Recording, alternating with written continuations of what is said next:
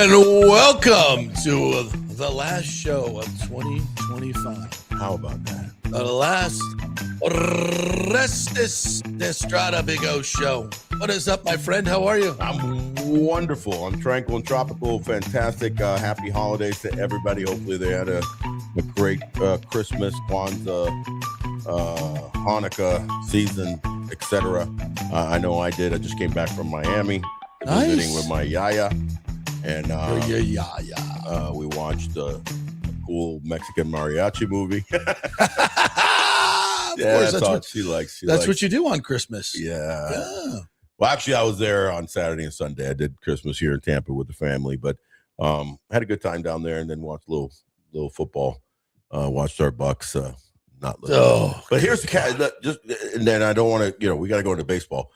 But yeah, don't get me started on that shit. Here's what's going to happen, though. Here's my prediction for 2026. All right. The Bucks are going to beat the Carolina Panthers. No chance. Yeah. You just go all in on that. Okay. Go all in on that. Okay. And then they're going to be the first team ever with 9 losses to make it to the Super Bowl. Now you're really smoking some good ayahuasca. I'm not saying they're winning; they're losing in the Super Bowl. You're getting to the but Super Bowl. They're gonna make it to the Super Bowl with 9 losses. They can't beat the Saints, the Falcons. Yeah, exactly. The Panthers. But they're gonna go on the Putzes. They're gonna win the division. They're gonna beat the Panthers and then beat the Rams. Yeah. In their first game, although the Rams didn't look that great last night. The Rams did not look that great. Although when they played us, they kicked our ass. Yeah. So But first of all, listen.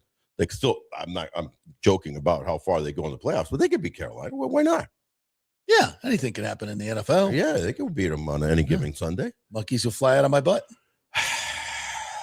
It did look ugly, though. It's bad. It's bad, bro. Yeah. I was just over there talking to Todd Bowles. Yeah, you just were. So at least, listen, they got give an early report. They got no answers. Just from an hour ago. And what else do you say? I mean, at this point, what do you say? I asked Bowles, I said, you okay with the effort and the physicality of your defense? He's like, yeah, they're playing hard. They're physical. Like, really? They're absolutely not.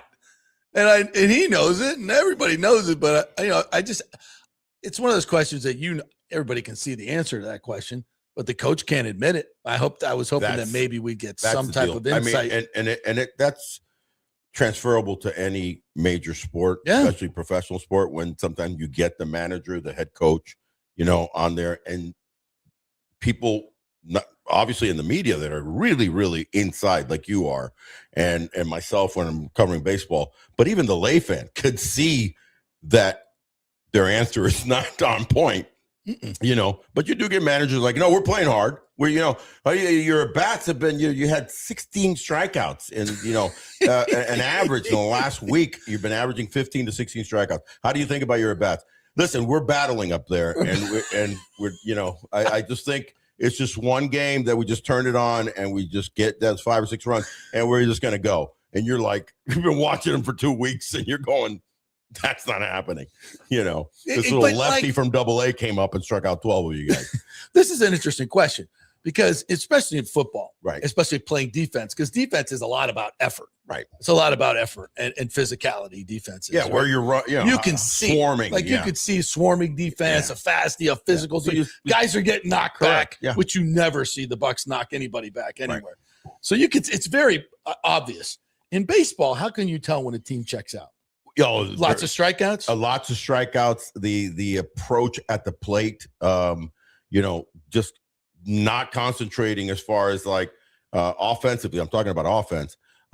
Just how wide and how easy it is for the pitcher catcher to just go, let's go a little farther wild, and then they're flailing. Yeah, we're going to talk about some guys that had your strike some zone's really all bad, out of whack. You're just swinging and then on the mound, which is so crucial, kind of like your quarterback, if you will, just making terrible decisions with your center quarterback situation with your battery. Yeah. And the decisions. You ever not see a good. pitcher check out?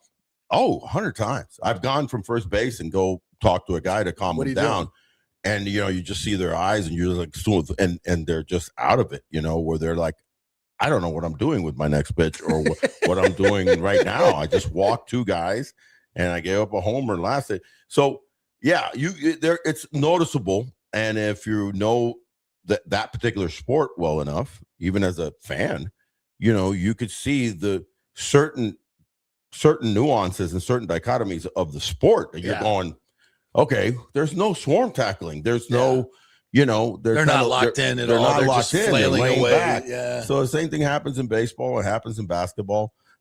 Probably even more noticeable in basketball because of how you're lagging on defense. Again, an effort thing. With baseball, it's kind of hard. Though you see guys lollygagging in the outfield. That gets pretty obvious. Yeah. But it's not running to first base. It's more on the one-on-one. See, that's the thing about baseball that people have to understand. That even though it's a team sport, it's the one-on-one. So the pitcher loses focus and your staff has lost confidence, then you're seeing it one-on-one. If the hitters have lost confidence and they're just not, really gunning it and fighting, then you see it one-on-one with every at-bat. Football's different because it's such a swarm sport to begin with. And when you're seeing that and you're asking the question, no, I think they're fine, you got to start questioning that. Yeah. Oh, Rick is in here early, and he says, did you ask Bulls if they get a group discount on U-Hauls and travel agents? Oh, my. Oh, Nelly, only a sophomore. I think they'll be I think maybe we're going to the playoffs, baby. Maybe Todd will just politely beating retire. Carolina, and then we'll see what happens. It's very reminiscent, though. It has that feeling of Brady's last year, though, a little bit, right? That's a great thought. It was just kind of like, let's just get to the finish. Yeah. This is awful. Right. Maybe we make the playoffs. And they did, but then they didn't show up in that a home game. Yeah. Against Dallas. That was the Dallas, yeah. That was Dallas. And Dallas was And so it's not looking bueno right now for the home team, no doubt about it. But is looking good for our sponsors, though, by the way. That's right. Texas Roadhouse, Wesley Chapel, which had a huge holiday. They were packed all the time. Packed. Oh, my Lord. Tyler Hamilton and their crew over there, best service, best, comfort food for a comfortable price. And they just do a wonderful job over there. We've just been talking to him. He's excited about UGA. And he's a big Georgia guy. Oh, he's a Georgia guy. He's good. Where will he be about? When does Georgia play? They're playing the Sugar Bowl, right? That's a 4 o'clock game? I believe it is. Yeah. So go by the Texas Roadhouse about 4 o'clock. Wesley and you're going to catch him. You may catch him. Day. You may not. He may not want to work. He'll be the maniacal guy at the bar yelling and screaming. His staff is going like, Tyler, we need wait. Yeah. Them dogs look good, though. Kirby, make the right call. The dogs look good. Yeah, I'm hoping for. That's the team that got better as the season went on. They sure did. That's what good coaches do. They sure did.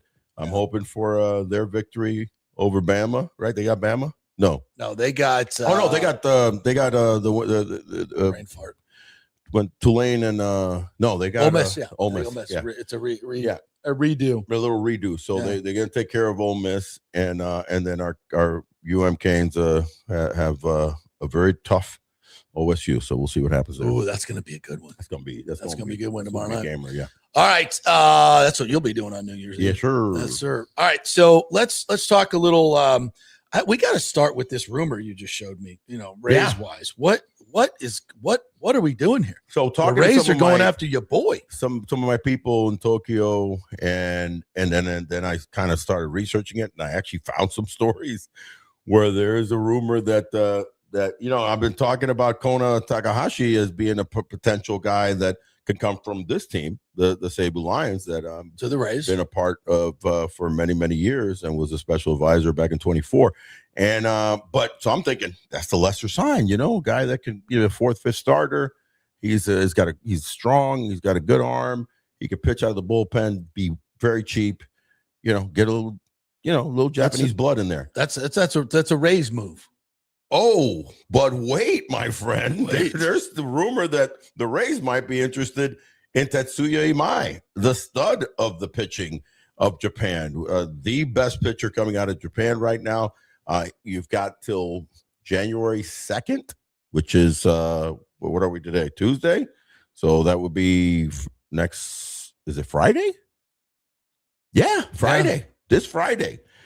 This Friday to make a deal with some team. So wow. The Rays are rumored to be having talks. When did that pop up? Just a couple days ago, I saw that, and I made a call. And listen, that's interesting because I sent a link to from our Japanese show that we did. No way. Talking about how the Rays should get involved with these Japanese players and how it would be a great business decision for them. I sent that link to some of the owners. Did you? I didn't know you did that. How about that? Listen, suddenly, I'm not saying that there's a connection there, but I'm not saying there's not. He's in the next rung down from the big three, and Zach Gallen, obviously, Ranger Suarez, Franmil Reyes. Those are the big three that haven't signed yet. They're going to sign big boy deals, Dylan Cease deals, if not bigger, right? 25, 27, that type of yearly average.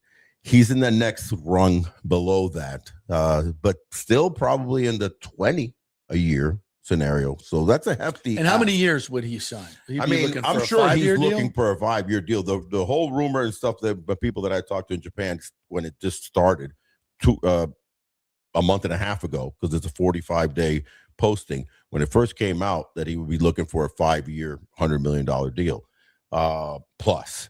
And now what could happen here could be something similar because of the time frame. Again, you get pushed to the posting ending, the period ending, because they do have a finite 40-day period, 45 days, excuse me, that you could get like Murakami with the White Sox, that his 45 days, because he posted earlier, was, a week ago, and he had to make a move. Chicago saw an opportunity, and they land this kid, for a 2-year deal at what? I think it was what was Murakami's deal? I think it ended up being 17 a year. I think it was. Yeah. I think it was 2 years for 34. So somewhere thereabouts, you could be looking at a lesser amount of years. Now, all of a sudden, the Rays could jump into the mix. I don't see them committing for 4 or 5-year deal, but maybe Imai has not had the offers that he was expecting, and his representative, were expecting.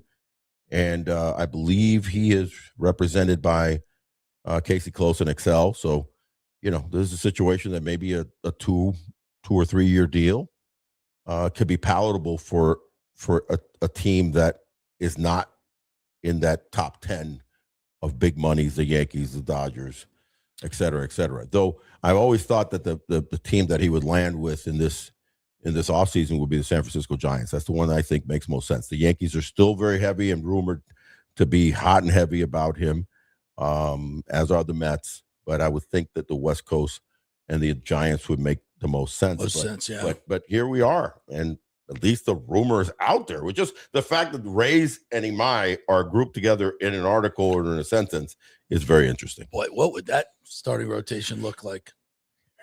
Listen, I could tell you personally from this kid, having watched him for the last several years, but a whole season in 24, he has got the most dynamic slider that I've seen in a long time.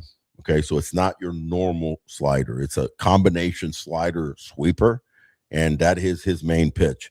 And it is dramatic. It just disappears, bro. His slider just goes whoop, whoop. And then he's got solid 95, 96, spots it well.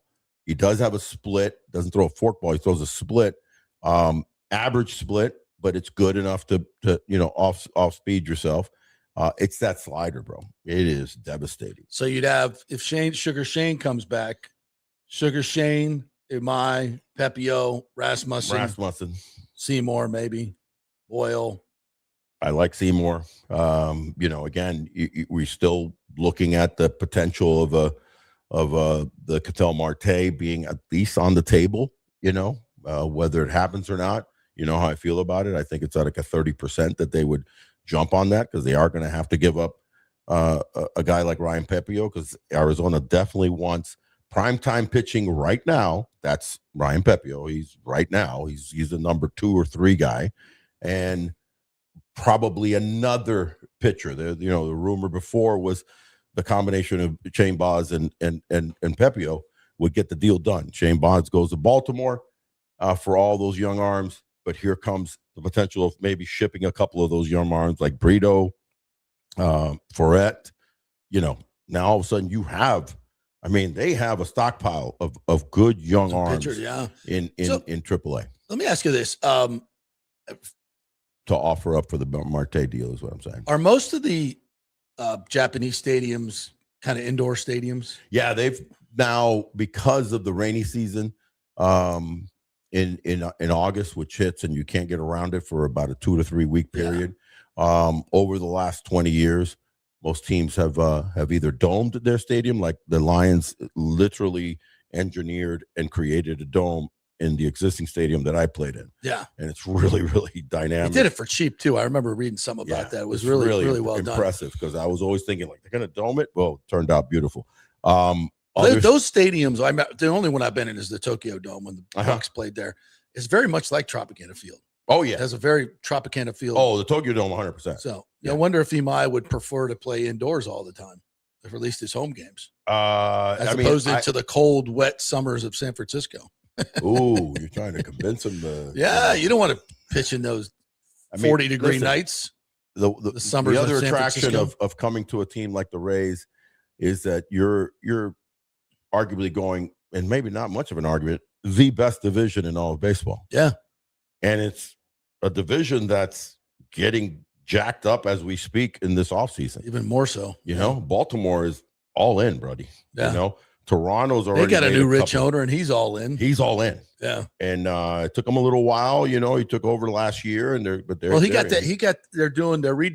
Camden Yards, and he got some public money for that. Correct. Now he's dumping it into the payroll. So, and you've got, Boston's made a couple of big boy moves, trading for Sonny Gray, picking up Contreras. The Yanks are on the precipice, of course, making some sort of move, right? I would say I just feel like Kyle Tucker's going to end up in the AL East. He's going to end up in the East, pretty much. He's either going to end up probably in the AL East with Toronto or New York, or he's going to end up in the NL East with the Mets. And if he ends up in the AL East, then Bellinger is going to end up with the Mets, because they're sitting there with their agents just chomping at the bit of which one goes where, because then the other one's going to get swallowed up. Yeah. Because the Mets are going to go, what do you need? We have to replace. Boy, if the Rays could get Imai, and that rotation would be spectacular. They could that and Marte. That would be ridiculous. Now, and that's doable. And I think it's not crazy. Let's talk about that. Yeah, because I think it's doable. Because one thing I think the Rays are now in their mindset now is, I believe that they realize that if you're going to spend in the market, pitching is one thing that you're probably going to, have to open your purse books on. Yeah. You just can't get around it. It's like the NFL with quarterbacks. You can't get around the fact that in order to you got win, them on a rookie contract. Yep. Yeah. And then you got to pay. They got to pay. They're going to go make $40 million, or you're going to lose that guy. Right. So at a certain point, you have to, even the lesser teams in the NFL, are bought into that. So this is interesting. Do I think it's going to happen? I put it probably at a lesser percentage than even the Ketel Marte. I think Ketel Marte will happen before that happens. But can it happen? Yes, it possibly could. All right, here's a question from Michael LaRue, or comment. Said the Rays currently have the second lowest payroll in baseball. The White Sox, Pirates, and Rockies and A's are all spending more. I thought the new Rays ownership was supposed to invest and actually try to compete. Michael. Well, I could say this. They're not done. They're not done. And we're basically, weeks, month or so into the off season, 2 months if you're not a playoff team, right? But if they stand pat right now, which would surprise me, I would. Yeah, there's still more moves. Wouldn't be cool. Listen, there's more moves that are going to be made, and there's more millions that are going to be spent. Now, there's also millions that could be, offset, but they're going to spend more money.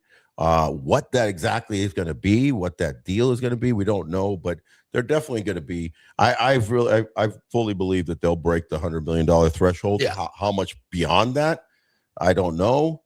It'll be interesting, but they'll, even without an MI signing, which would obviously catapult him in that realm, because he's going to be definitely north of 15 million. Well, if you sign Amaya and Marte, you're going to be around 125 million. Correct. Which is still really low.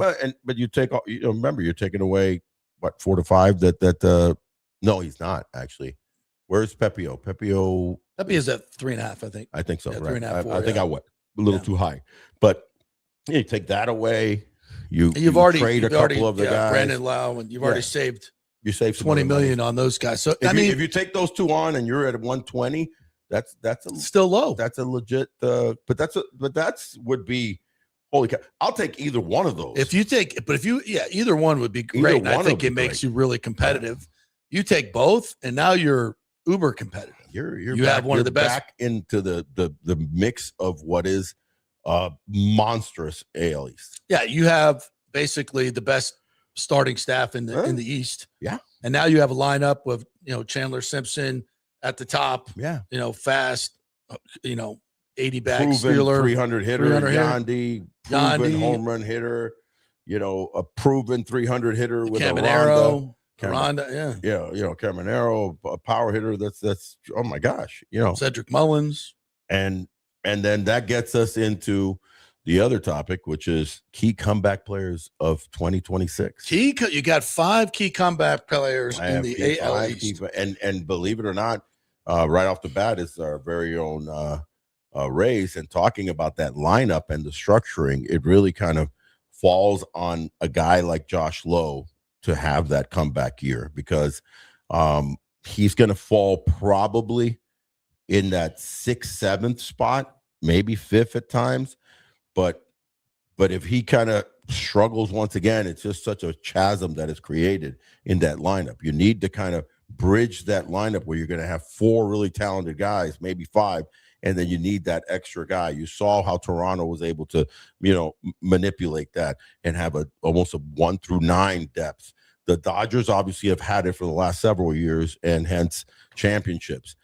Teams like the Yankees and the Mets, believe it or not, have struggled with that dynamic and kind of being very weakened at the 7, 8, and 9. So where does Josh Lowe, and why is he a key comeback? It's because Josh Lowe was, dude, I don't think we realize.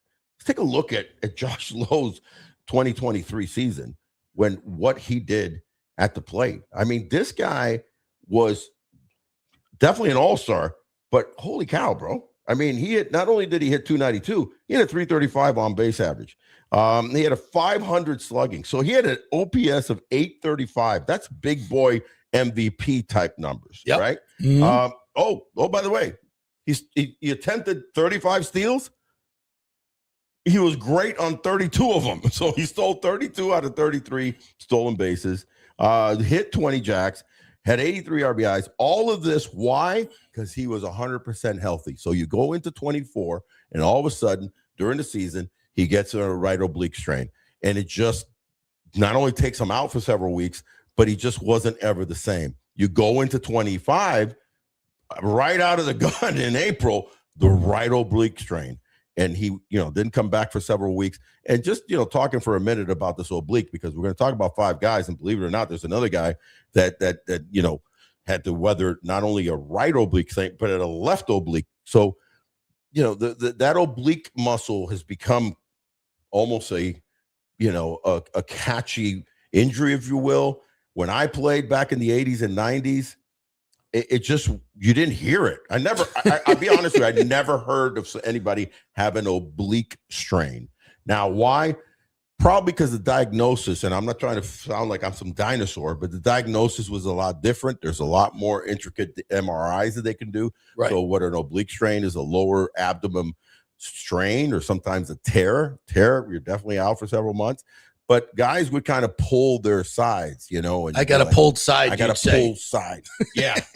What's going on? So you would swing, and it would hurt. A side muscle. A little side muscle, and they would treat it. Maybe you miss a day or two or something. But guys were back in there. I don't know the real semantics to what an oblique strain is, JP. But obviously the big 2 sports. Guys played through it. The guys played through it, number 1.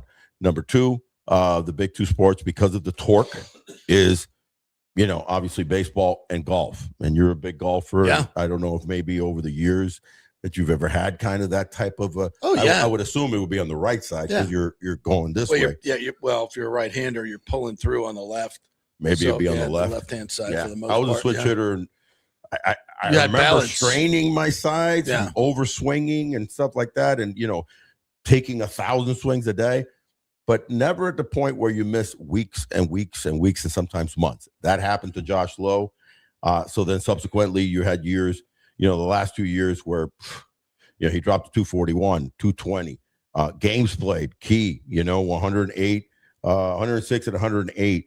But just overall, then there went the stolen bases. There went the on-base percentage, went from 335, 302, 283. For me, Josh Lowe, because of this injury, and because he had the first one, in the season, but then the second one, same spot, right at the beginning, when remember, and as you come out of spring training, you want to go in as healthy and as confident and focused as you can, but you haven't really hit major league pitching for several weeks and months.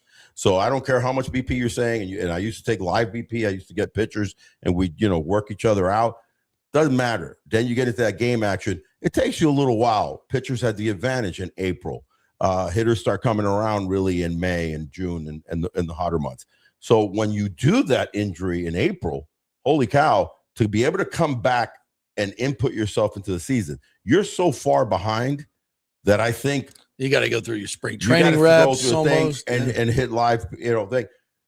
Hard to come back from that. That's what I think happened to Josh. He was out of sorts. High strikeouts went up more than normal. And that's just because you're just not focused, and you're not. So health for him means wealth. That's why I think that if he's healthy, and you've been questioning it because you're like, the last 2 years he's been. I just think that he is such a talented ball player, heads and shoulder above his brother, who's more just the kind of the bopper every now and then. Slugger. This kid is a ball player. Yeah, he's athletic. If he's healthy, plus defender, I don't worry about jack shit. I think he's going to be so he's your key comeback. He is the key with the Rays. For the whole deal. Yeah, I mean, he's got all-star potential, a level talent, and just a multi-tooled player. If you get a guy that's healthy and can play to that level of 23, healthy, it's a freaking game changer. It's like going out and signing a $30 million, maybe $20 million position player, a $20 million position. Yeah, 100%. Yeah. So that's what the Rays are kind of have in their pocket there as a trump card.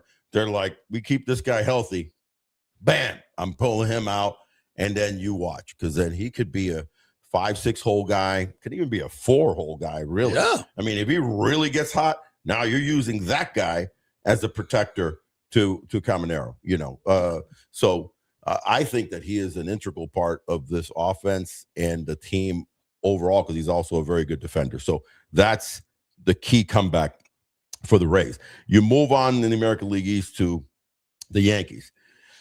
You can't help but earmark the kid, Anthony Volpe. So much pressure has been put on this kid. He's supposed to be the next coming of Derek Jeter. That's unfair. That's like saying the next coming of Joe DiMaggio or Mickey Mantle. And those were put on many players. Bobby Mercer.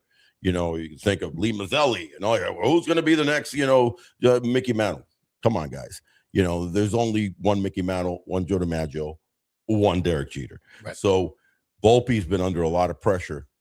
He's got a very serious injury that was actually a little bit misdiagnosed in the middle of the season when he was showing signs of shoulder issues. Ended up being at the end of the season, when they did the full spectrum of it, torn labrum. Had shoulder surgery for a torn labrum. That's a big boy injury. Yeah, it is. He's not coming back till at the earliest May. So they'll weather the storm with Jose Caballero, Oswaldo, I forget Oswaldo's last name now. Cabrera, because they got the other Aussie. But his thing is beyond health, though, bro. His thing is getting healthy.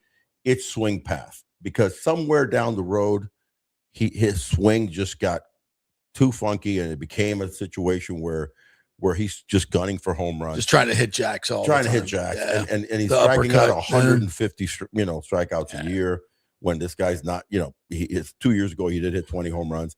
He should be taking a page out of Jeff Kent, newly elected into the Hall of Fame, his book where Dusty, his manager, when he went to the Giants, and said, "Hey, brother, stop trying to pull the ball, hit everything to right center." Yeah. And Jeff Kent ended up becoming a better player. And this kid just needs to hit 10, 15 home runs, but hit 280. You know why?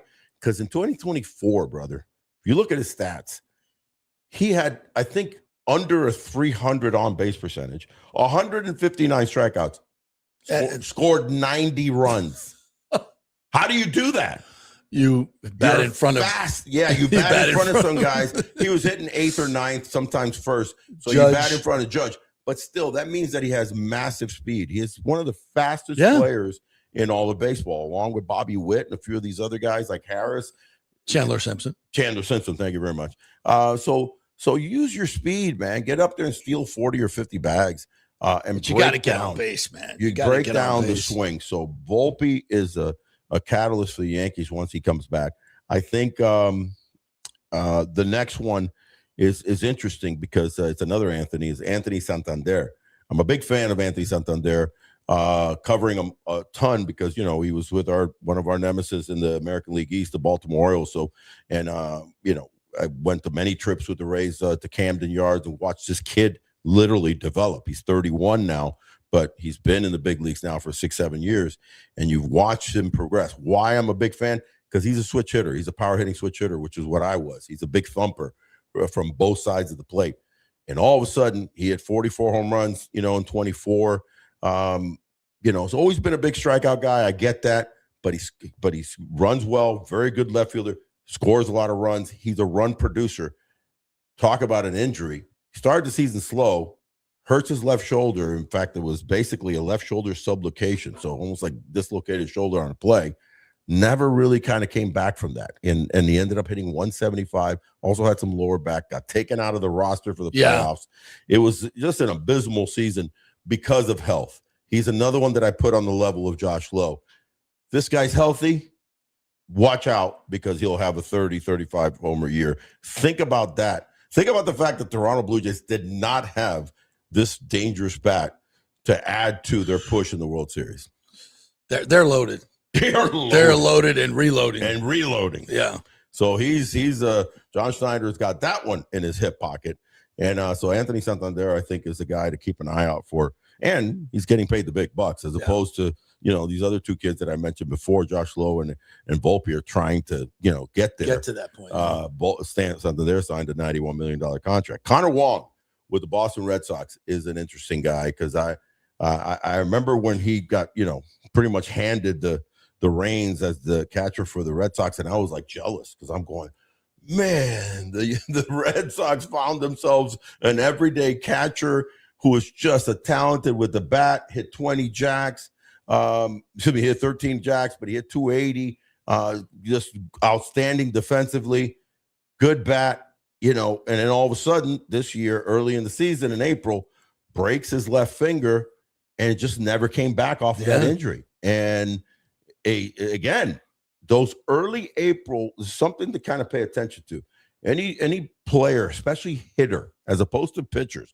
Pitchers can weather the storm a little bit if they have an oblique or a little pull or something, as long as it's not an arm injury. If they have a little something in April, all you're doing is kind of like saving some innings and saving some bullets. Yeah. Hitter, if you get hurt in April, it's interesting to watch how messed up your rest of the year is. Yeah. You can get hurt in June and July. You have a couple of, go on a stint for 2 weeks or 3 weeks. Rest is going to help you. You're going to go right back in it, because you've already had 300 at bats. But when you get hit in April, this kid got hit in April, and he was done. In fact, they had to use a journeyman catcher in Carlos Narvaez, who ended up doing pretty phenomenally. But keep an eye on Connor Wong, because I think they're going to, insert him back into the fold, because he's a very talented catcher. Is he related to the former Ray Keen Wong? Well, there's been several Wongs in the big leagues. I think it's Keen Wong, and then no, he's not Colton Wong. Yeah, Colton Wong. He's Colton Wong's brother, Colton and Keen, because we had Keen. Right. Colton Wong was with the Cardinals. Right. So there's Keen was right. Yeah, so there's a couple Wongs. Yeah, I thought that there were two Wongs related. Two Wongs make a right. Two Wongs make a right. Two Wongs indeed make a right, if you're guessing. So that whole thing went down before the show. It was a lot funnier then than it is now. Because it was much more organic than that. It was. Right we kind of forced it. We forced it in. But do keep an eye on Connor Shoehorned that one in, didn't we? Keep an eye on Connor Wong. Two Wongs to make a right. Don't pay attention to him.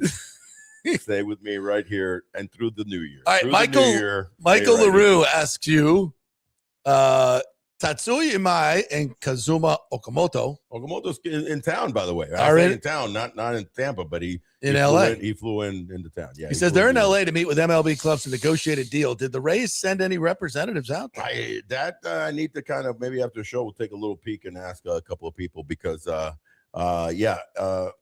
Okamoto definitely came in yesterday and he's going to talk to several teams. He is being hopefully coveted by and courted by several teams, including the San Diego Padres. The Yankees and Phillies are in the running. Yeah, I think he ends up with the Padres. I think that's a nice Okamoto spot for him. Okay. Yeah, it's a good spot for him to land.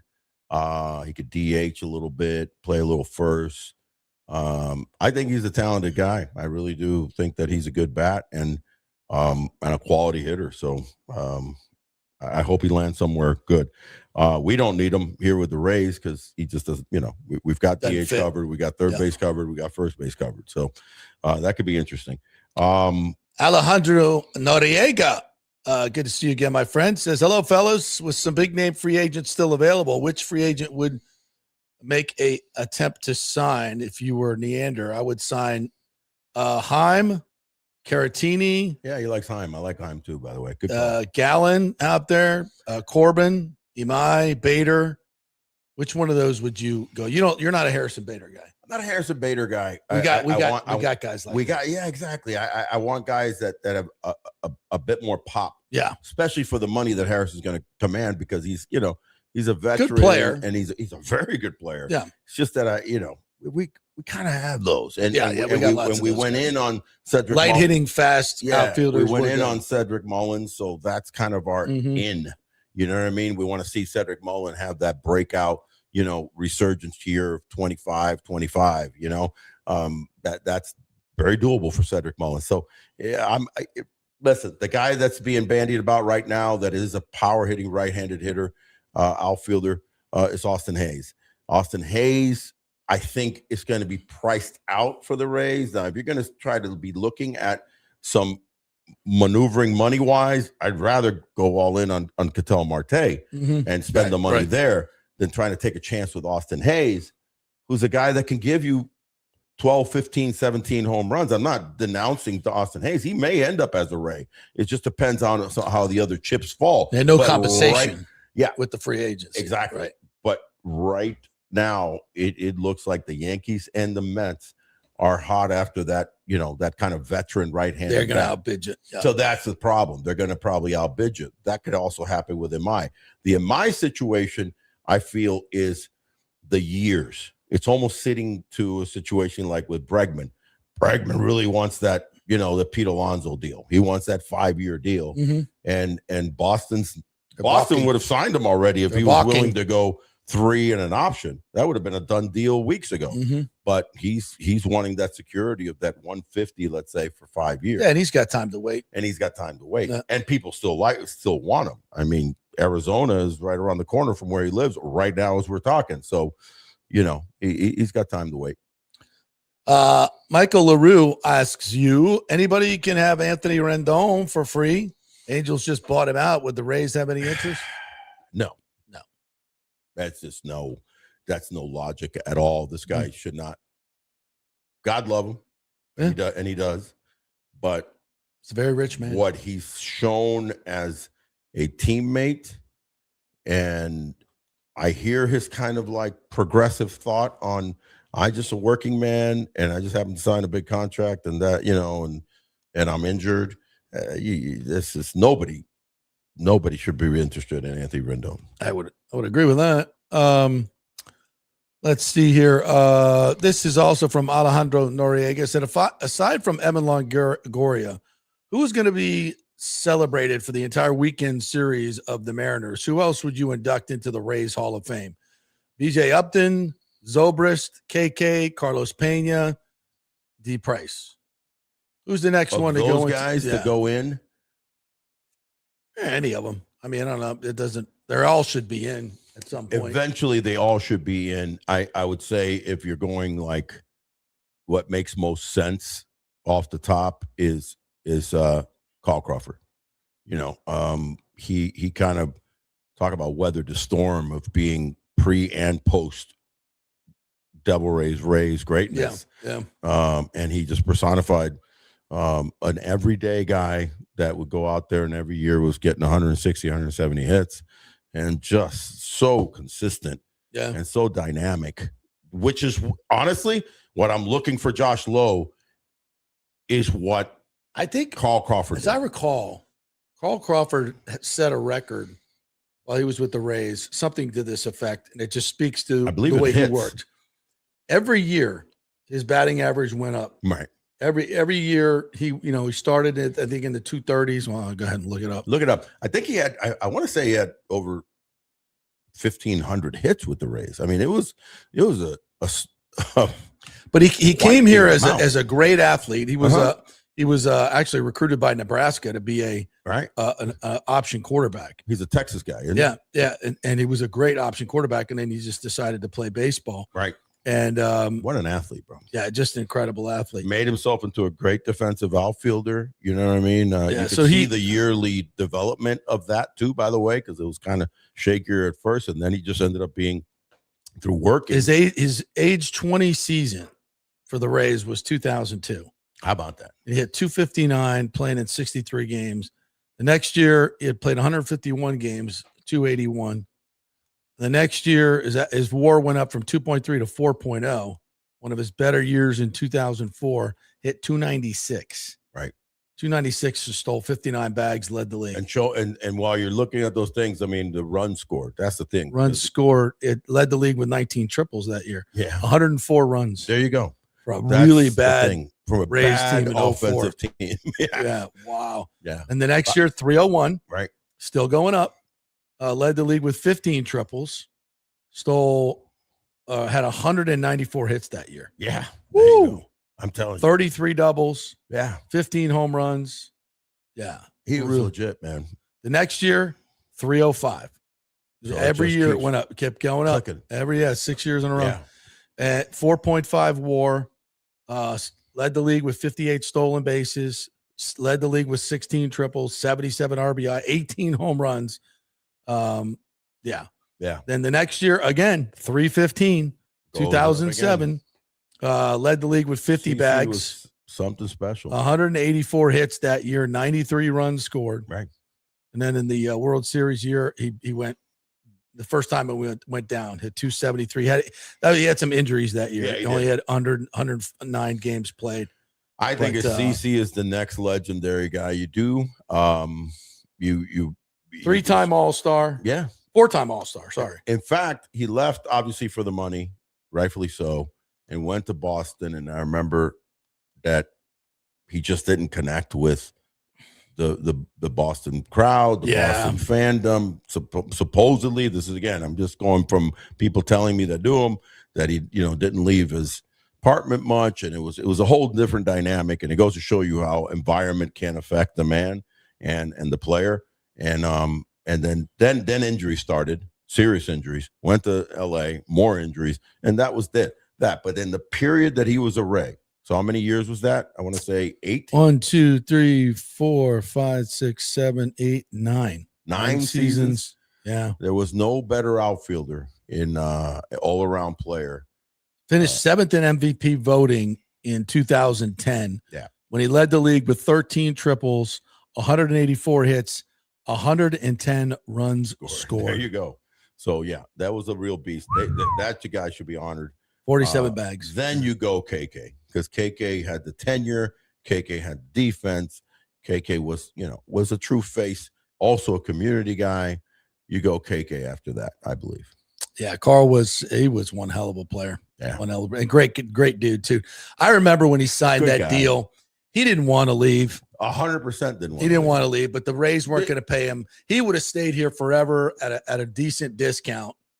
But, yeah, but you're talking it was a $163 million deal. Bro. Yeah, I know. That's what I'm saying. I mean, were the Rays going to? No, they weren't paying hundreds. No. They was able to do the $100 million deal on Evan, but that was traded the next year. But it was so escalated. Yeah, and that was in 2008 by the time that CC was pretty much ready to jump to his big deal. God bless him that he got paid. You know what I mean? Oh, absolutely. Yeah. I'm just sad that it didn't work out. Right.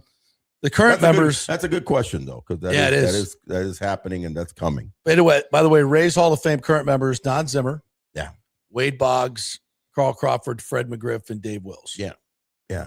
In comes our boy CC. He needs to be next. I think CC's next, and that'll be great. And by the way, the owners have talked about, the new owners, about really reconnecting with the past of the Rays, something that the previous regime really just they didn't brush it away, but it wasn't as aggressive as it should have been throughout we need an old timers game. Yeah, you need an old timers game. You need multiple, events, because we have them. They're right here. They're at our disposal. You've got people that were tied to the Rays and played for the Rays that don't leave Tampa Bay. What does it tell you? Tampa Bay's pretty damn nice.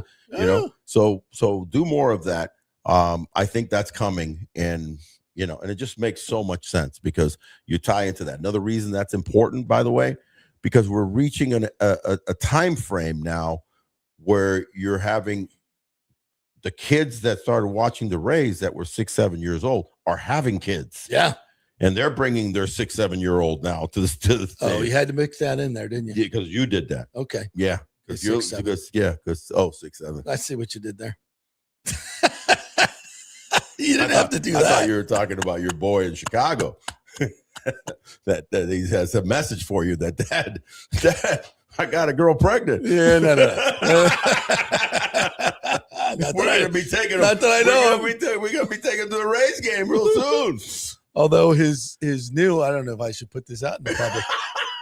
Clip it, and we're sending it to him.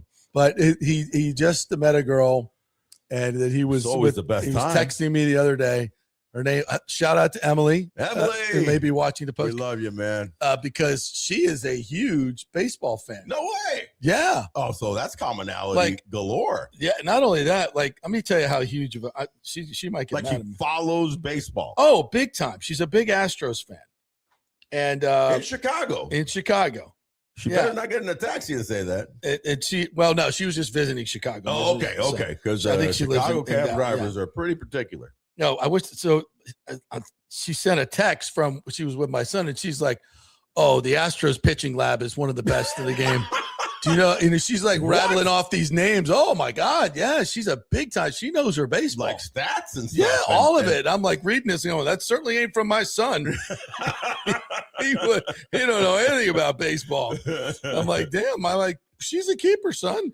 Absolutely. Wow. So shout out to Emily. Yeah. We she's a big baseball fan. Then listen, stay in the game. But we're gonna make you a Rays fan. Stay in the game. We're gonna make you a Rays fan. Yeah, that's probably so. Yeah, it's could be such an exciting time for Rays fans. Yeah, and I know a lot of you are like, oh, we're not spending any money. It's like, let's relax. Give it a little time. Let the new owners list. They are busy as shit trying to get this stadium done. Right.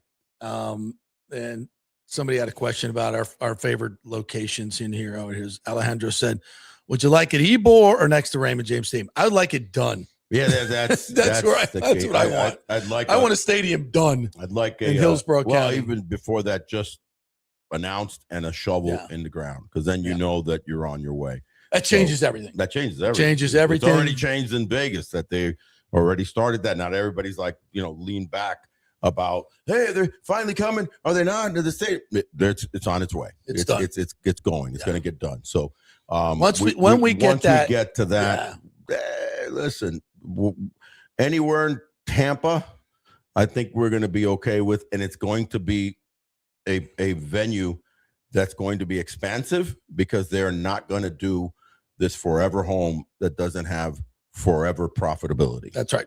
For everybody, including the owners, because they're in this for the right things. And but it's going to have jobs. It's going to have, so that, what does that mean? Start doing the math. Start figuring out what places make sense that have that immense location to be able to develop. So all you got to do is look at the template. They've said it publicly. It's the Braves. And it's not just, that's not just the Battery idea, which is obviously way all stadiums are getting done now with the development around them. That's a given. That's what they're trying to do. I believe that's what's going to happen. But then it's taking, as they said multiple times at the press conference, right? Take that revenue and put it back into the team. That's exactly what the Braves have done. And that's what they hope to do. They're not in this to make a killing in real estate and get out and sell the team. They're in this for the long term, to put that money back into the team, and yes, make some money on the side, which is what the Braves are doing. And you know, to add to the Braves, I mean, there was a very interesting article about that and the build out and what the Rays will be doing eventually. The Atlanta Braves obviously was mentioned. The Texas Rangers develop a massive entertainment district at Globe Life Field. Yes. Chicago Bears are pursuing a 326-acre redevelopment. Yeah. The Cubs just did all that around there. Built a hotel, the Kansas City Chiefs are no longer going to be in Kansas City. Yeah. You know, they're going to be moving into a bigger, scenario because of the and they're all mixed use developments. And they're all mixed use. The Tennessee Titans are building a new stadium surrounded by that's almost done. And that's almost done in the riverfront. Yeah. Yeah. And that's right next to their old one. The old one, yeah. But they're gonna knock down the old one. And then they're building, all around that. It's going to be, because it's right across the river. Nashville in a while. It's right across the river from downtown. Oh no, that whole area is vibrant. Yeah, so they're going to build what they built on one side. They're going to build a similar thing around the stadium on the other side. District. Yeah. So you can go on Broadway and then walk across the bridge to that whole. How cool! So that's you can just see what people have done. What not just in baseball but in other sports. So to answer your question, we got to be a little patient, but the news is coming, and then it'll start, and we're gonna really enjoy it. Obviously, as we're sitting here with just a couple of days left to the new year, that'll be such a wonderful news as we usher in 26 around the corner for us to be excited about. No doubt. One other Michael LaRue statement says, did Stu put himself in the Hall of Fame before he left? Oh, Nelly. He tried to. 2 summer jobs, 3.5. I think with all the, the New York Times article that he paid for, had done on him. Excuse me? Squeeze me? So all these that, made him out to be this genius of an owner. Listen, Malcolm Glazer deserved to be in the Ring of Honor for the Buccaneers. No question about that. Yeah. He wasn't the easiest sort to begin with, but he deserves. If anybody is thinking about putting Stu Sternberg in the Rays Ring of Honor or the Hall of Fame, and I know that this current group has some great things to say about Stu. I get it. I'm glad they got everything done, but from a fan base standpoint, that will not fly. Well, no. I look at it a different way in the sense that it could fly, but that'll be years down the road as definitely after that list that just was sent, definitely past all those guys and maybe a couple of more that end up retiring. And then years down the road, you maybe we'll really understand his genius. Not that we'll understand his genius, but then you just kind of you award him for being there, for participation. It's a participation award. Schools right now are big on JP. No, for showing up and practicing, for owning and sucking the life out of the franchise for 20 years and the money. Award. No participation award you get Stewart. Lauded for that. Wow, JP is harsh. Just very, very harsh. We can agree to disagree. Ever since the incredible scenario where FSU was not put into the playoffs, and after an incredible 13-0 season, It's just been this kind of. It's just been this edge. This edge has been. So I'm like Norvell. I've never recovered from the snub. I'm just saying that I don't think you've people recovered are saying, like Norvell. I think people are saying ever since I know 2023 that I'm just not the same guy. Like, I'm kind of a crotchety old bastard now. Therapy might not be a bad thing to consider in 2026. Therapy might be sports therapy. I got to go back. You got to go back. I got to go back now. Sport therapy. I thought I had this all just let's talk to a couple of guys. It might. All right, Timmy. It might help. Timmy Evans, my old shrink. I'll be coming back in. Back and going. It was about that 13-0 season, damn it. No, it's just Stu. It was always Stu.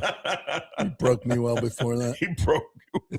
No, he didn't break me. God damn it. There you go. No break. Never. No allowed. Hey, my last guy in the to come back. Encapsulate my last very important, and actually, it could be probably the biggest all-star of all five is Adley Rutschman. Came out like a house on fire. And, arguably going to be Hall of Fame catcher for 15 years. And, talk about being enshrined. They had this kid like he's going to be along Cal Ripken, Jr. and Jim Palmer and Frank Robinson in the lore of Baltimore Orioles.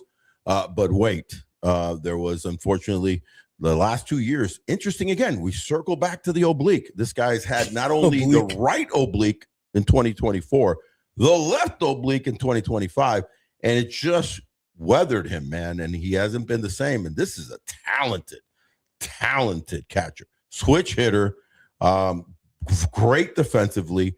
We talk about the big dumper, taking the reins now as the preeminent catcher, switch hitting power guy.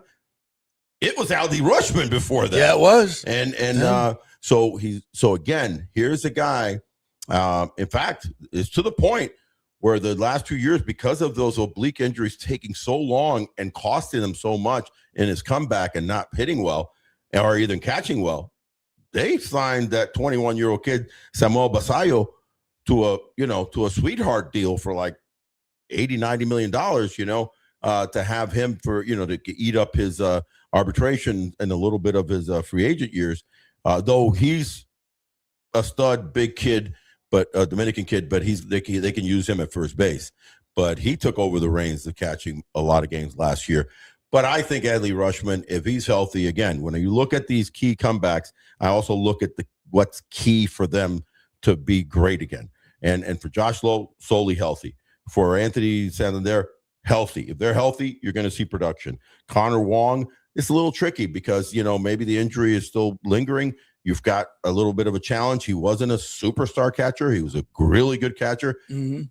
It might be, now he has to get in his own head. Adley Rutschman was already a star, and he crushed the first 2 or 3 years as a big leaguer. So it's just about being healthy. The one that gets tricky is Volpe. Volpe, it's not just health. It's changing your it's mental too. It's mental and changing your mentals. But those are my five guys that, if they're all healthy, they're going to be catalysts in this dynamic American League East. The latest rumors are the White Sox in the lead for Imai. They've already signed Okamoto. No, they signed Murakami. I'm sorry, Murakami. Yeah. But if they get Imai, that'd be interesting. It's like the White Sox. How are the White Sox spending all this money? Jerry Reinsdorfer still got a few bucks in his pocket. You know what I mean? That guy, he's a tight SOB. He's made a lot. Ever tell you my Jerry Reinsdorfer story? He's a tricky character, right? I've been around him a couple of times. He's an asshole. Okay, I see. I'm going to step back from it. Ladies and gentlemen, I'm going to step back for a second. I'm going to hear the Jerry Reinsdorfer story. So this is 19. I was not there. I was not a part of this, Jerry. 97. I'm a big Bulls fan. Still let me in. I remember you, Jerry. Jerry. I sound like Newman now. Sounds like a Seinfeld episode. Go ahead, ahead. Jerry. You remember the time? You, Jerry. You, Newman. Go ahead. You, Jerry. I was there watching Tim Duncan play for Wake Forest, and you were there in your capacity as the general manager of the Chicago Bulls. You remember Jerry? Okay. You remember Jerry, don't you? So I, as a reporter, a dogged reporter that I am, or WFSL, whatever the fuck it was, and Channel 45 in Winston-Salem. Playing FSU? No, there's playing. I was covering a Wake Forest game. This is when I was in North Carolina. Oh, my bad. Okay. Yeah, so Timmy, exciting. And Timmy Duncan was the presumed number 1 pick. Oh, of course. Yes. And the Bulls, I think the Bulls had traded for some. Anyway, so the big question was, is Tim Duncan coming out? So who better to ask than the general manager of the Chicago Bulls, Jerry Reinsdorf? Of course. Yes. Jerry. Right. Jerry. So I walked over him with my camera as nice as you please at halftime. No problem. There's no action going on. There's action going on. He's standing there. Mr. Reinsdorf. Hi. JP Peterson here. WB. Channel 45. Here it is. Do you have a moment we could just chat with you about Tim Duncan? But you were expecting this. Oh, sure. JP, did you say? Yeah, let's talk about Tim Duncan. Of course. You know what I got? What did you get? How dare you? How dare you? What? Ambush me here. Ambush? I ambushed him. You ambush him? In a public place where he's in the capacity of scouting a player. Over the top? Was that like off a WW off top rope? Ambush me. Okay. To talk about Tim Duncan. Just security. I'm like, security. You're here in a public place. We do this all the time with lots of different scouts that come through, but how dare you put a mic in front of me and just walked away. Wow. Jackass. That's your Jerry Reinsdorf. Jackass. Hey, so there you go. Now he's going to sign Okamoto. Can't believe he's still he might. He's talking about he might. Yeah. Yeah, you never know. How can they do that? It's not like they got money. Nobody goes to White Sox games. They got that TV money. They got the TV money. That TV money. All teams have money. Third largest market. Yeah. All teams have money. They all do, including the Rays. Come on. All right. So, anything else? No, man. Great. Listen, great show again. Phenomenal year. Glad to have come aboard with the family, the growing family that is FanStream Sports. FanStream Sports. So it's my we pleasure. Just added to Pulitzer Prize winning columnist, right? North Carolina, Scotty Hamilton. Yeah. Scotty Hamilton. Scott Hamilton. So it's growing and expecting big things for 26. I'm very thankful, but we both lost our father this year, and that was painful, but a lot of good memories, and we really thank all you guys for popping in and listening. There's been definitely an excitement and a rise on the Big O show, and there definitely is a everyday excitement on the JP Peterson show. So keep us in your sight lines. And we look forward to a great 2026. Well, I'm looking at the live count. We get that live count. 6-7. Yeah. 670. 670. 6-7. You made me do that. You made me do that. I think the Rays are going to win the World Series definitely in 26 or 7, I think. Oh, I see what you did there. Tropical, baby. All right. God bless them all. Have a great new year, everybody. Thank you so much for watching. Tell all your friends, your Rays fans. Share this on your social media. Go to Twitter, Facebook, YouTube. Please share this show and say, hey, I just found the best new Rays podcast featuring that dude, Orestes Destrade. It was a Rays podcast. We love him. He's awesome. We'll put up with JP, but it's the Big O. Jerry. Great show. Jerry. Newman. Peterson. Newman. Happy New Year, everybody. See you next time. Happy New Year.